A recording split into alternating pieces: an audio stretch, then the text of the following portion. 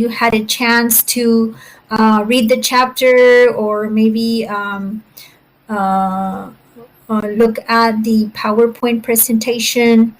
But we're talking about equity, right?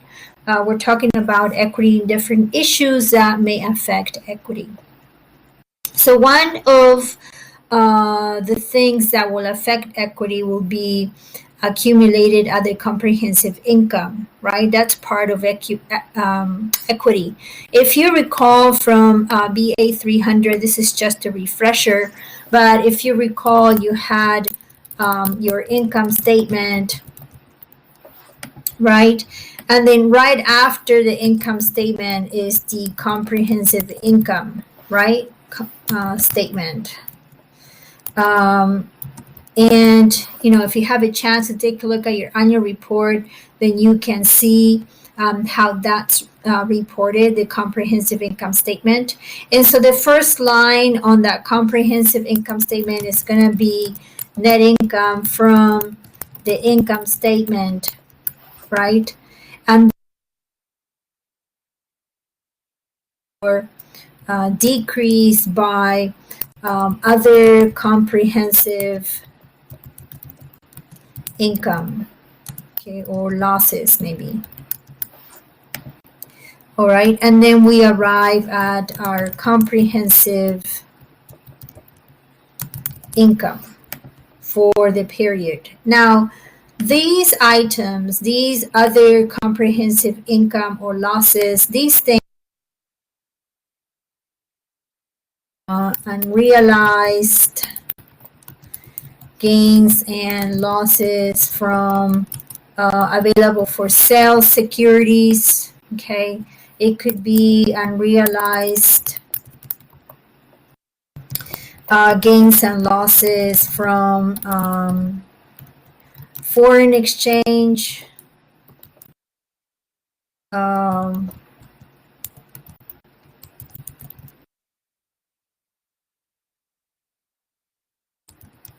in other instruments. It could also be, right, in relation to chapter 17, we had our prior service adjustment, right? And we had to amortize that. That affected other comprehensive income.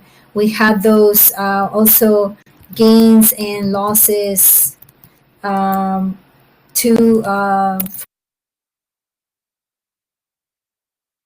and that also affected other comprehensive income. So these are the plus or minuses as other comprehensive income. And then these for the period, right, is going to flow into the balance sheet into an accumulated account called accumulated other comprehensive income. And this is part of equity on the balance sheet. So this other comprehensive income is cumulative, right? Is cumulative, is a accumulation of all these items represented on the balance sheet.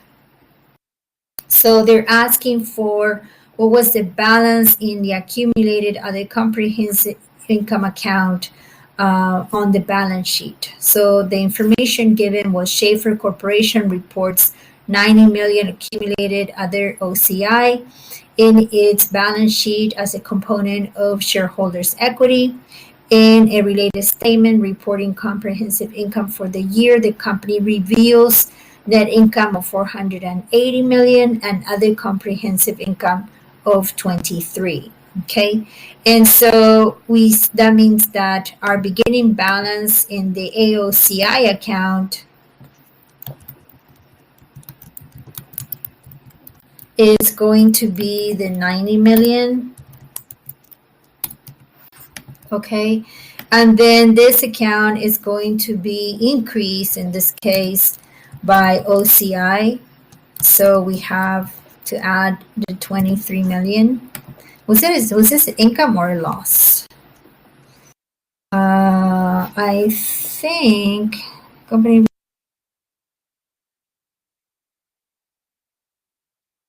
Oh, they're asking for the beginning balance, right? They're asking for beginning balance. I'm sorry. Yeah, I have it. This is reversed. Okay. Asking for beginning balance. So, okay, so our beginning balance in AOCI, it's missing. We don't know. And then we're going to add any OCI, actually, add or subtract, right? Depending. But in this case, it's income, so it's going to be added. So income is a credit and increases equity. And then the ending balance of AOC,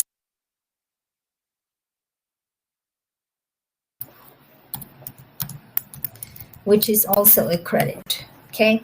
So they're asking what is the beginning balance? So basically the 90,000 minus the 23, that will be our beginning balance. Okay. So that's our ending balance of the accumulated other comprehensive income, and this is what's reported on the balance sheet.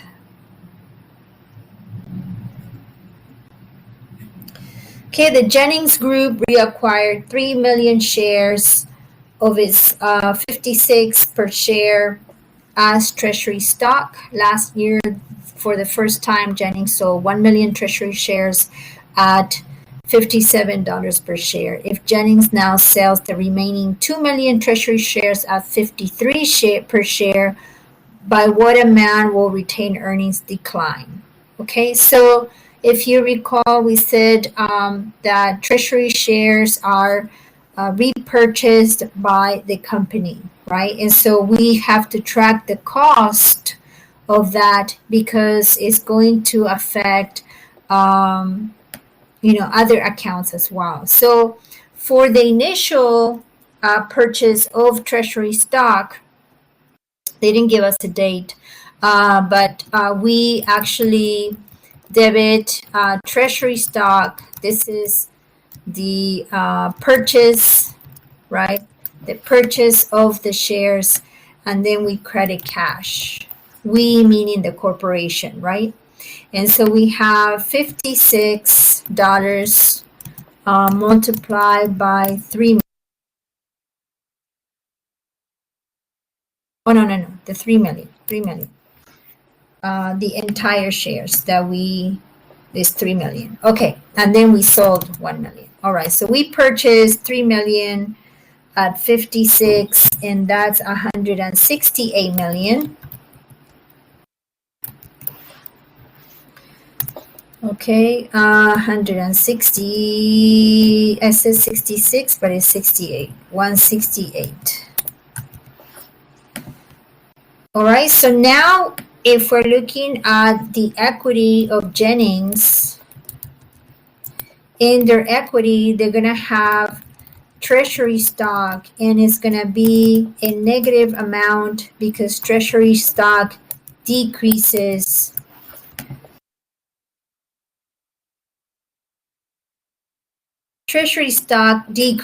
equity.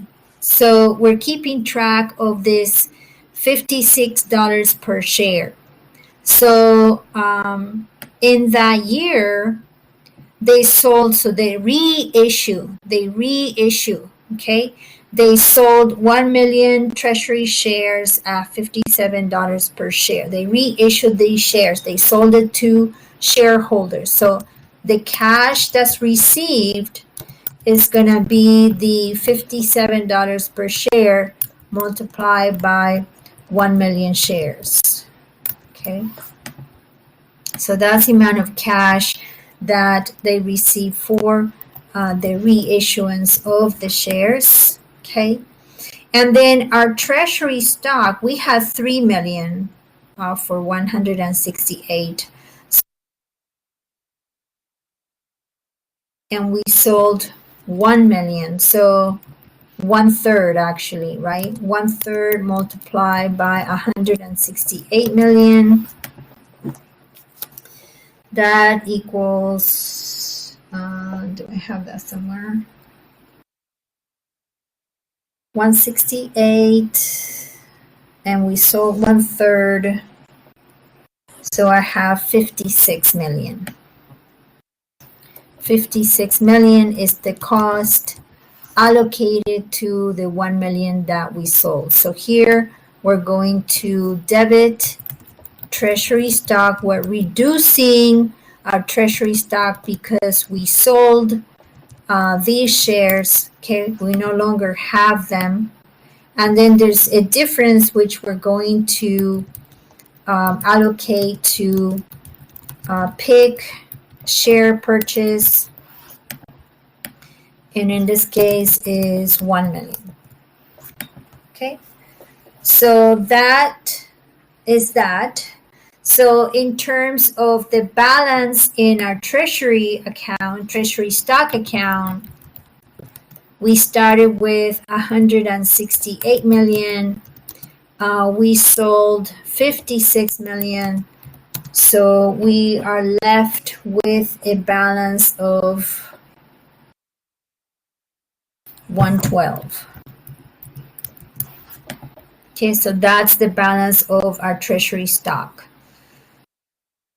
Now sells another 2 million. So basically we're getting rid of all of our treasury stock for $53 a share. So our cash received is going to be the $53 per share multiplied by 2 million shares.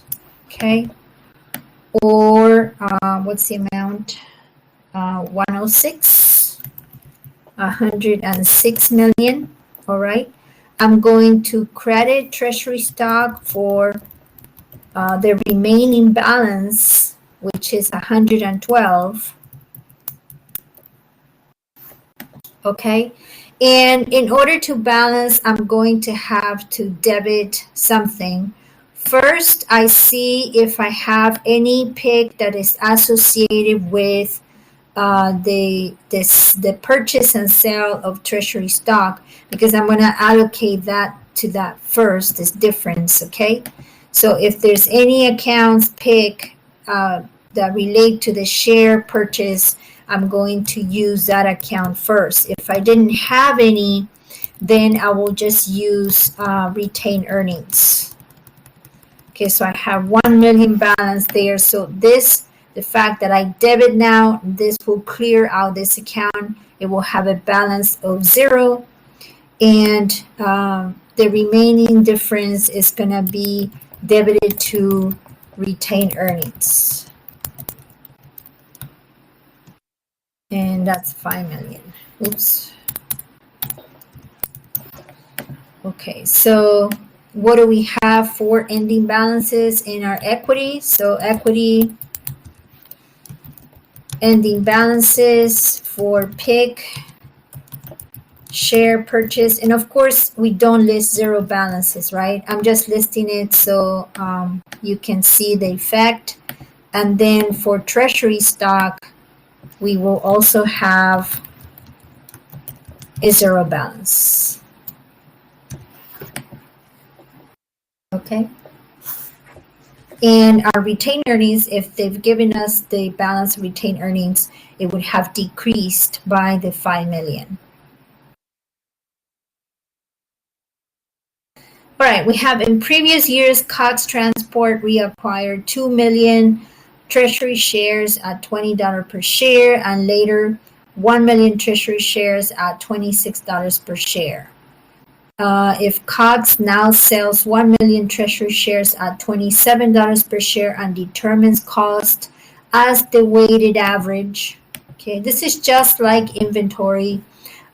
Treasury shares, by what amount will Cox paid in capital share purchase increase? They could use FIFO or they could use weighted average. Okay, we don't really use LIFO for treasury stock. So basically, we're going to have our entry for the issuance. We can do that just to illustrate. So when we first purchase the stock,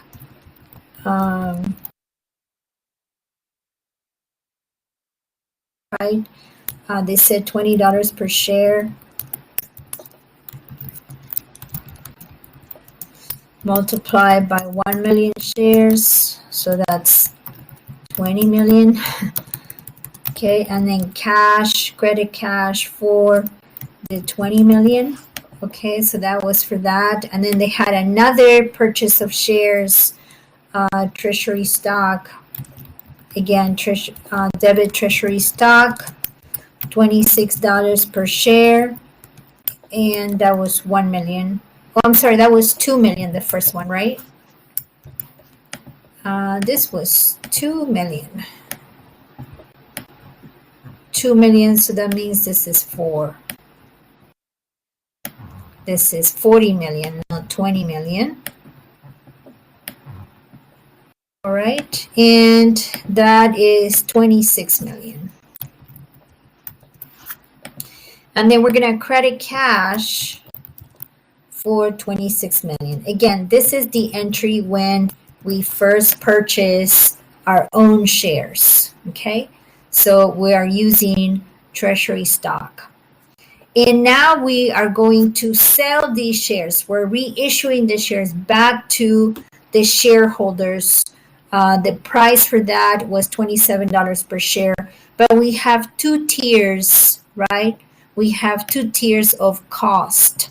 So we're going to use weighted average. So we have 2 million shares that were issued at $20. So that was 40 million. And we have a second tier of 1 million shares purchased at 26 million. And that's 26 million. Okay. So we have, for weighted average, we need to figure it out. Total amount of units, in this case, units is shares. So we have 3 million shares. And the cost allocated to those shares is 66 million, the total. So now we take our 66 million and divide it by the 3 million shares to come up with an average cost. And that average cost is $22 per share. And that's the cost that we're going to be using for the sale of shares. So we have 1 million shares that were sold for 27. So cash received is the 27 per share multiplied by 1 million, or 27 million. Okay, we're gonna debit treasury stock for 1 million shares times the 22, the cost under weighted average. So that's gonna be 22 million. And we're gonna credit that difference, the difference between the 27 and the 22, to pick share purchase for 5 million.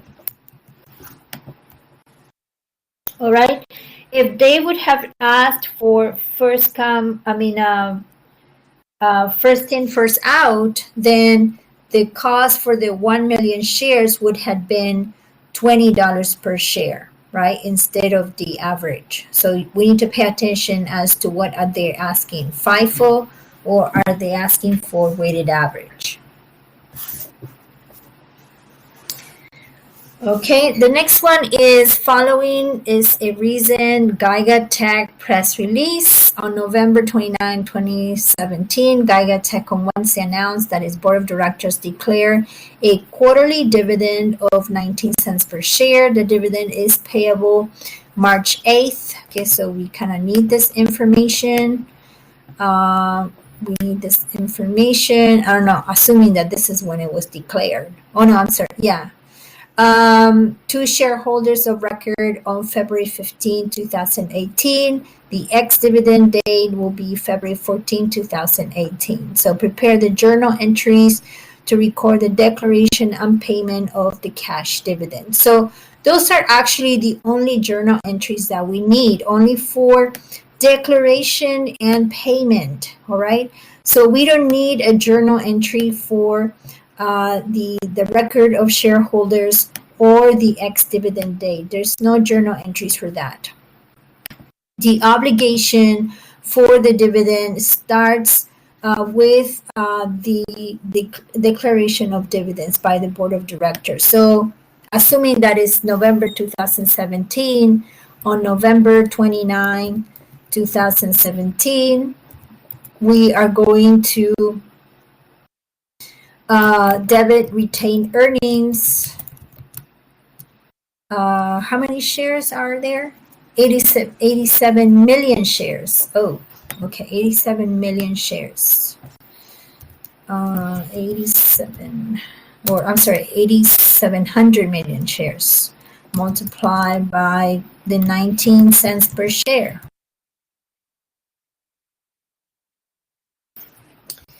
And so we have a dividend of 1,653,000,000. All right. So we're gonna debit our retained earnings for that amount. And we're gonna credit dividends payable. These are cash dividends, right? So that's when Geiger Tech has the obligation, that's where the clock starts ticking, the obligation to pay the dividends to its shareholders. And then when it pays the dividends on March 3rd, 2018, we debit dividends payable for 1,653,000, and then credit cash for 1,653,000. I don't know, maybe for Connect you need to add here cash, but it's not really required, just the dividends payable. But I think for Connect you may have to add cash dividends payable. Okay, fairly simple. We just need to keep an eye on the day the dividends were declared and the day the dividends were paid.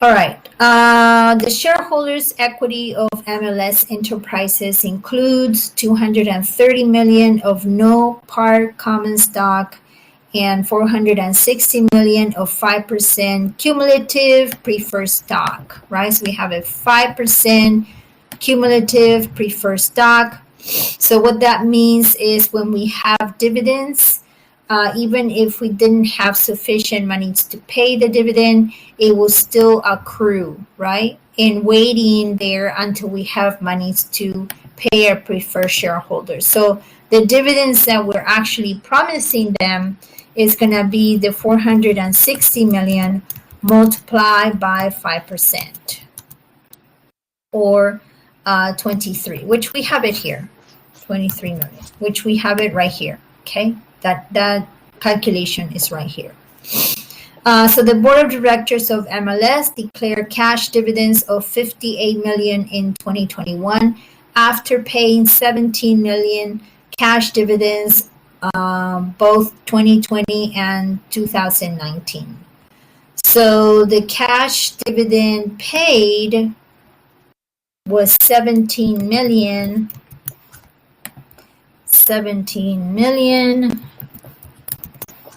and 58. Okay, and then paid to preferred, we have 17. The whole entire 17 would have gone to preferred shareholders because their dividend is supposed to be 23 million. So, and then nothing to common shareholders. So the dividend that wasn't paid, that was due, but it wasn't actually paid to preferred stockholders, is going to be the 23 million less the 17. So this, so 6 million in arrears. All right. And it's going to be the same calculation, right? Plus another 6 million. So 6 million from 2019.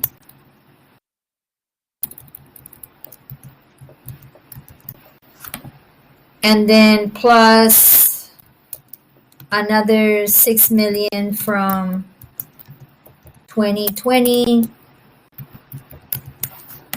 So we end up with 12 million so far.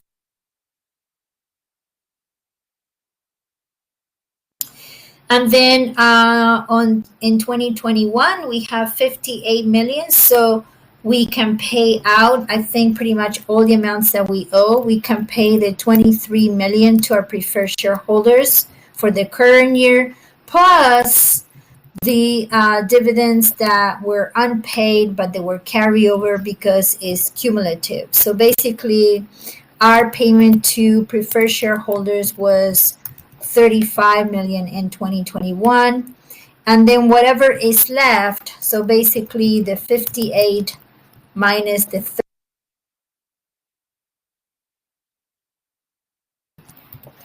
will be paid to our common shareholders, or 23 million actually to common shareholders. So we have 35 million paid to preferred shareholders and 23 million paid to common shareholders. So that's the calculation for cumulative preferred stock. Okay, Adams Moving and Storage, a family-owned corporation, declared a property dividend of 1,600 shares of GE common stock that Adams had purchased in February for $68,800 as an investment. GE shares had a market value of $41 per share. On the declaration date, prepare the journal entries to record the property dividend on the declaration date and payment dates. Now, we have a property dividend. So every time that you have a property dividend, we have to check what the fair market value is, because we're going to have to either write it up or down, depending, to see before we even distribute the property dividend. So in this case, we're told that we have 1,600 shares of General Electric, and they are valued at $41 per share. So that is, what is that? 65,600. This is the fair market value. Okay. On the declaration date. And what we have in our books is 68,800. So it looks like we have a loss, right? When book exceeds fair market value, we're going to have a loss. When book is less than fair market value, we will have a gain. And so loss is just like an expense. We debit loss. So we're going to have a loss on investment of the difference between the 68,800 minus 65,600. Okay, so we have a loss of 3,200, and then we are going to reduce our investment in GE securities.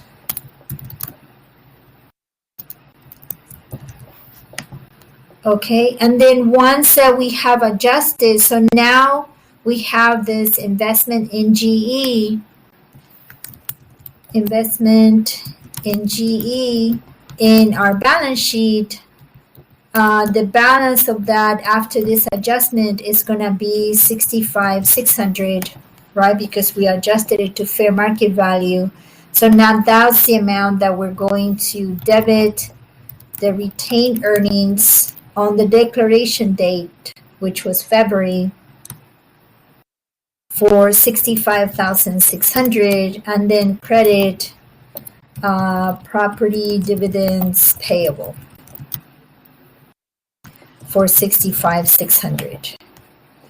Okay, so we do that first. That's on the declaration date, and then when we actually going to distribute this property or the investment, we debit property dividends payable for 65,600. We no longer have the obligation because we are actually distributing these shares of 65,600. Okay, so again, anytime that you see a property dividend, you want to adjust that to fair market value first before you record the dividend that was declared, okay, and the payment. Okay, on June 13, the board of directors of Sweeter declare a 2-for-1 stock split on its $40 million $1 par value common shares to be distributed on July 1st. The market price of Seaward common stock was $15 on June 13. Prepare a journal entry to summarize the declaration. Okay, so when we have a stock split, we have a 2-for-1 stock split, we don't need a journal entry. So for journal entry NA, okay, we don't need a journal entry. All we need is actually perhaps a memorandum or a disclosure on the financial statements. And then on the equity section of the balance sheet, we're just going to change our reporting. So basically, before the stock split, we had common shares. So this is the equity section of the balance sheet.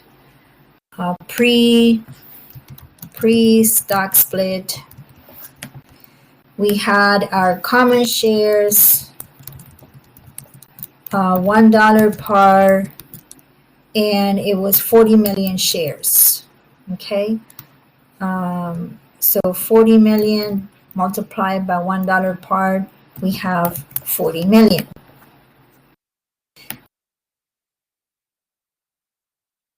The stock split, we're going to have common stock. Our par value is going to be 50 cents, okay, because it's a 2-for-1. And then our number of shares is going to multiply. But we end up with the same $40 million. Okay, so there is no change in the equity. Just a change in the par value of the stock and the number of shares. This is a 2-for-1. Okay, but we end up with the same amount dollar-wise. The following is a news item reported by Reuters, Washington, January 29. Crossfire Medical Group, a maker of reconstructive implants for knees and hips, filed to sell 4 million shares of common stock. Okay, so we're selling 4 million shares. In a filing with the SEC, it said it plans to use the proceeds from the offering for general corporate purposes. After the sale, there will be about 38 million shares outstanding, according to SEC filings. Right shares closed at $17.80. That's the market price. The common stock of Crossfire Group had a par value of 1 cent. Okay, so we just need to record the sale of the 4 million shares. So the reason why the company is issuing additional shares or selling these shares is to get capital, right? So the first thing that we're going to debit is going to be cash for the 4 million shares multiplied by the market value of the shares. Okay. And so we have that is 71,200,000. In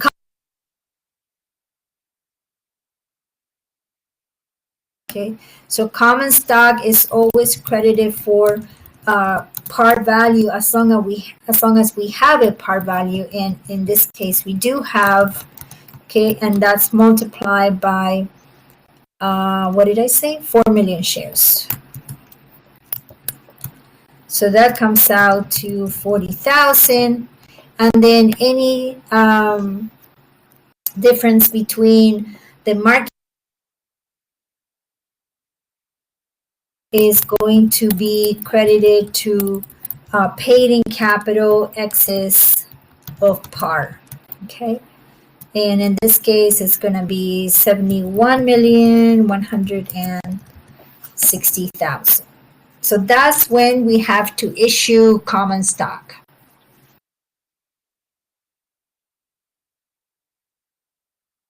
Now we have different transactions with different types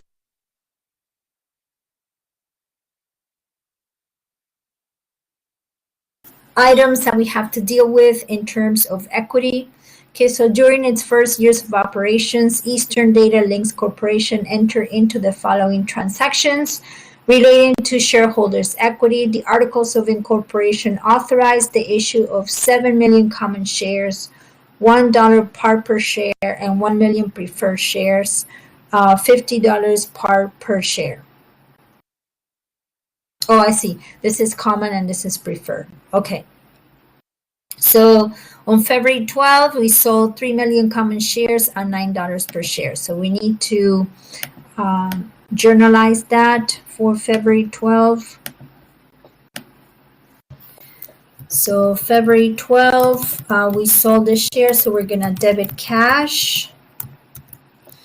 And that's going to be 3 million shares multiplied by 9 per share. So 27 million. Okay. Our common stock is always credited at par, and I forgot what the par value was, so $1. Okay. So credit common stock,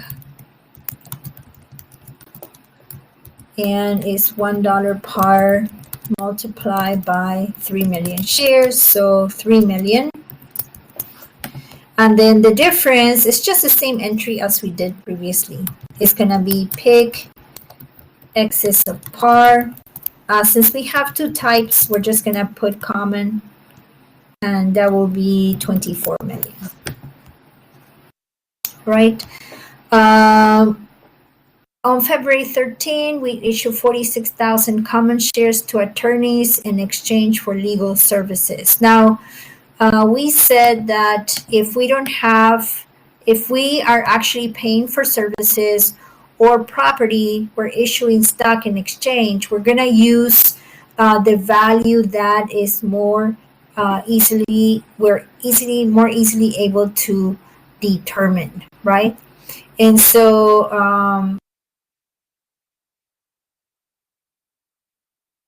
do we have a value for our common shares? Am I missing some information here?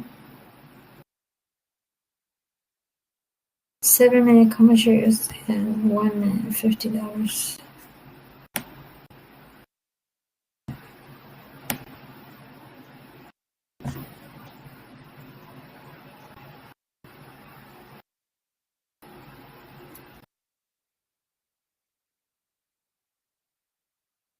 Where did we end up for 14?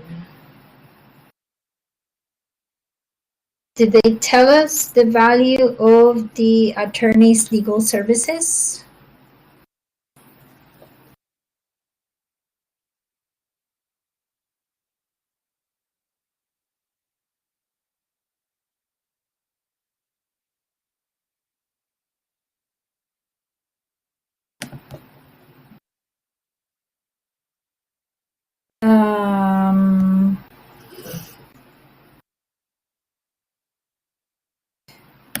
So I know how much it was issued. I just don't know what's the value. Did anyone work on this problem? Let me just look for this. There must be something that I'm missing here.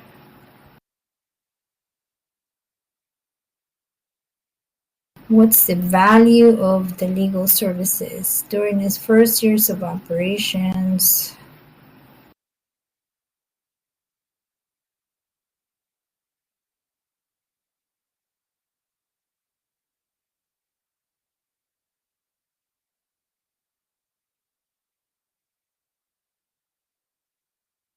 Guys, anyone? Did anyone work on this one?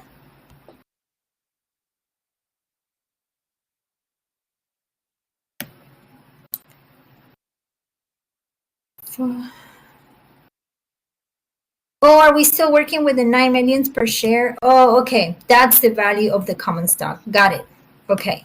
So this is the value of the common stock. Okay, so that's the value that we use for the legal services. So on February 13th, okay, we're gonna debit legal services, and that's gonna be 46,000 shares multiplied by $9, or 414,000. And then we're gonna credit the common stock. It's $1 par value, so that's 46,000. And then credit the difference to pick excess of par common again, and that difference is 368. Okay. Yeah, I guess so, because we weren't given any other information, so I guess we have to work with that. Yeah, I keep looking at the main narrative. So I'm like, where's the value? But yeah, I see it now. All right. And so on February 13, we also sold 86,000 shares of common shares and 4,000 preferred for a total of 900,000. Okay, so we don't have, unless I'm mistaken, we don't have a fair market value for the preferred shares. So it looks like we're going to have to plug that value. We do have a value for the common shares, okay? So this is one of those lump sum purchases. So basically, we received cash of 990,000. Okay, so let's deal with the common shares first. The shares that were issued, common shares, were 86,000. So we basically, since it's a $1 par value, we have a $1 par value. So how many shares again? 86,000. 86,000. And we know the value was $9, right? So if I take 86,000 shares of common stock multiplied by $9 per share, that will be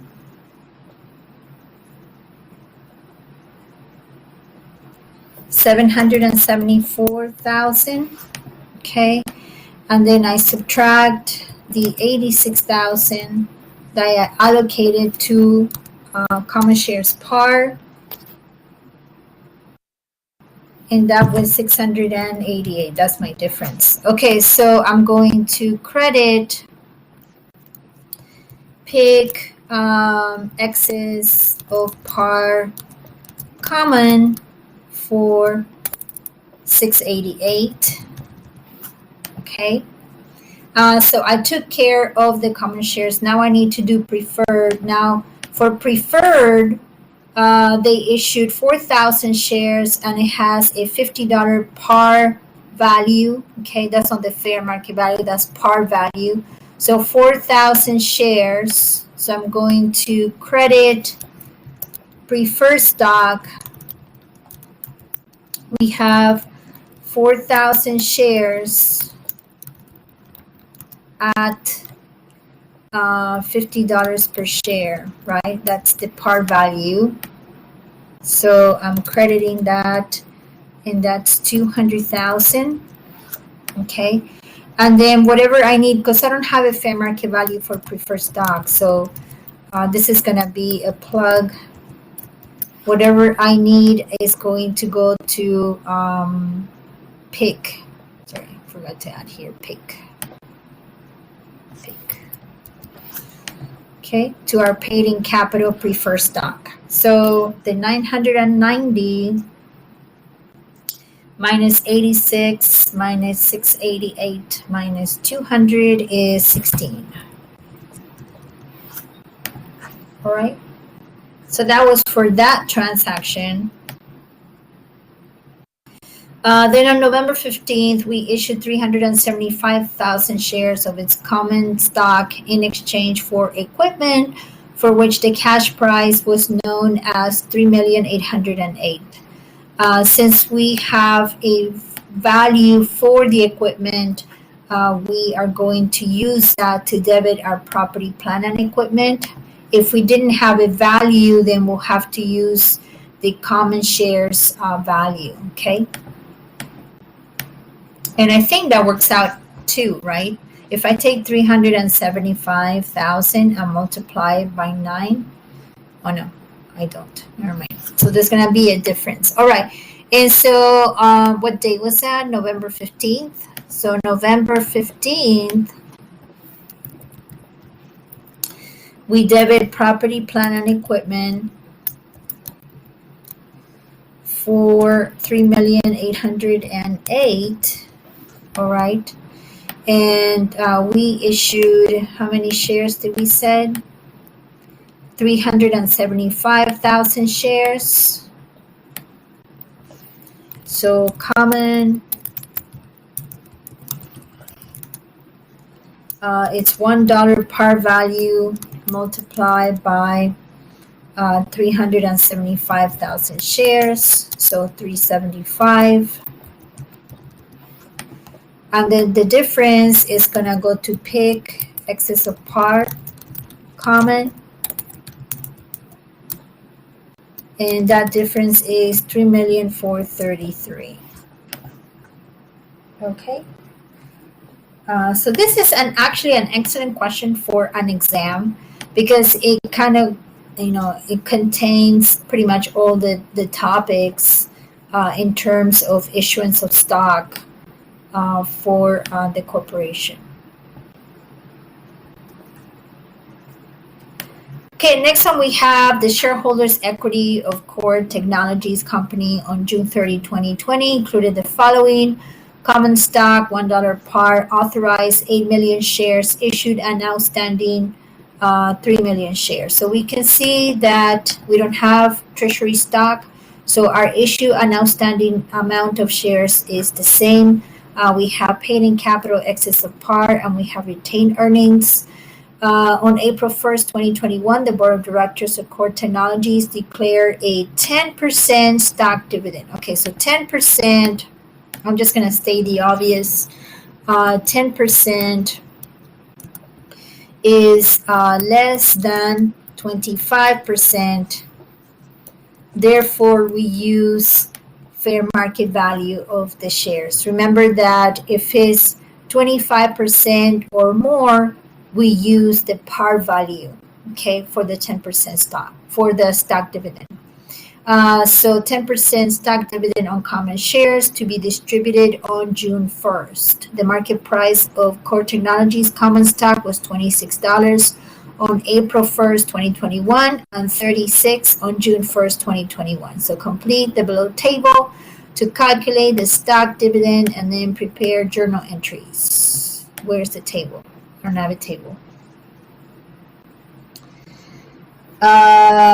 Okay. I don't have a table, but we can still calculate. Okay, so we have 3 million Okay, shares outstanding, right? Number of outstanding shares is 3 million. Okay, that was given. It's right here. Okay, 3 million. And then our stock dividend is for 10%. So instead of giving them cash to our shareholders, we're giving them additional shares of stock, okay, to keep them happy. So it's an excellent way of, keeping our shareholders somewhat satisfied because they're not dumb. And however, we get to keep the cash. And corporations or any business is always in need of cash. So the additional number of shares, additional that we are giving to our shareholders is going to be 300,000. Okay, 300,000. So that means that on our equity section of the balance sheet, we're going to have, instead of 3 million, we're going to have this whole description: common stock at par, blah, blah, blah.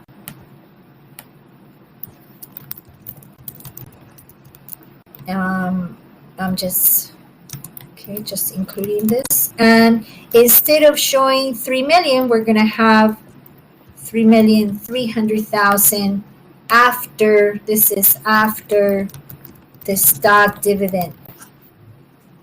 Okay, after the stock dividend, this is how it's going to change our equity section of the balance sheet. Okay, after we're done posting these journal entries. All right. And then we have the fair market value of the shares. And April 1st is when it was declared. So that's the amount that I'm going to use. Okay. So the market value on date of declaration, which is $26. And so the value of our stock dividend is the 300,000 multiplied by the $26, or 7,800,000. Okay, 7,800,000. This means, so we can see that there is a difference between the value and the par value. And so that means that our paid-in capital is going to increase. Okay, so whatever difference, we're going to plug into our paid-in capital. So now that we have this information, we're ready to do our journal entries. So we need a journal entry on the day that the dividend was declared, which is April 1st. So on April 1st, we have, this is going to be retained earnings. And remember, since it was less than 25%, then we're using fair market value. And so we determined the fair market value to be the 7,800,000. Okay. So we're going to credit, because we haven't distributed the stock yet. So instead of using dividends payable like we do for cash, or property dividend payable like we do for property, we're actually going to use an account called common stock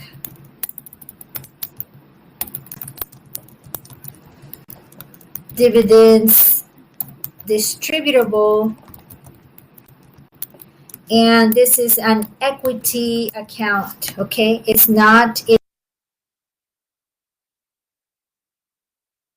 and this is a par value again, so it's going to be the 300,000. That was the $1 multiplied by 300,000 shares from the stock dividend.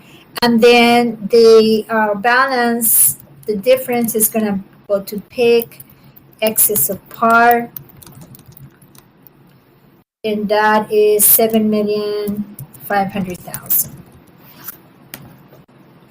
And then when we finally distribute the dividend, the stock, additional stock, which takes place on June 1st, at that point, we don't care what the fair market value is because we have already assessed its value on the day that it was declared. Okay, so June 1st, we're gonna debit our common stock dividends distributable.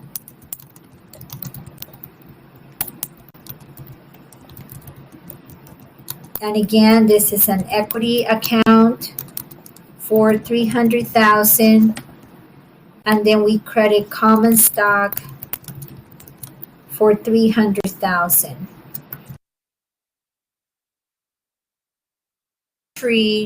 With this last entry, the end result is that our common stock is going to increase by 300,000 on the balance sheet. And of course, our paid-in capital will also increase by this amount, the 7.5 million, right? While retainings will decrease. And I think that's it. Does anybody have any questions regarding this chapter?